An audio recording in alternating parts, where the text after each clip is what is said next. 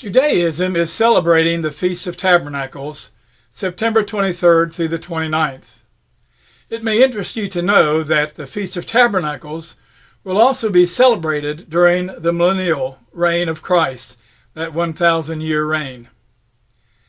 We know this because Zechariah 14 and verse 16 says, "And those of the nations that have come up against Jerusalem who survive shall go up year after year to worship the King, the Lord of hosts, and to celebrate the Feast of Tabernacles, the Feast of Booths." Let me tell you several reasons why I think God instituted this particular feast. The first reason, I believe, is because to remind them that they, through faithlessness and through disobedience, had to wander in the wilderness for 40 years. And during those 40 years, they had to live in tents. And so when Israel celebrated the Feast of Tabernacles, they built temporary shelters and lived in them out in the open for 7 days.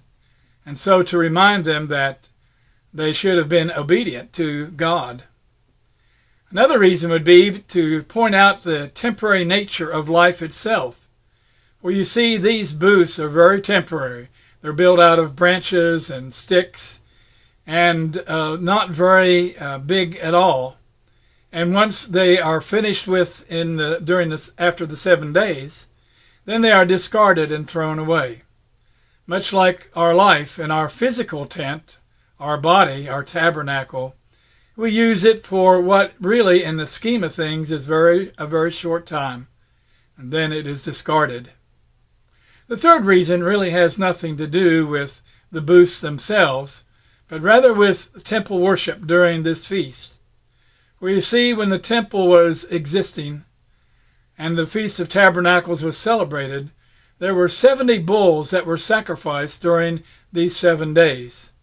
70 is a significant number because to the Jewish mind it represents the nations of the world. And through the Feast of Tabernacles, God was reminding his people, his favored nation, that they were chosen so that they might take his word out into the nations of the world, which they really failed to do, and much to their detriment. I wanted you to know these things because I tried to explore them in my latest book in the Millennial series. It's called Millennial Force 2, subtitled The Feast of Tabernacles. A large portion of the book is devoted to tabernacles, some 11 or 12 chapters.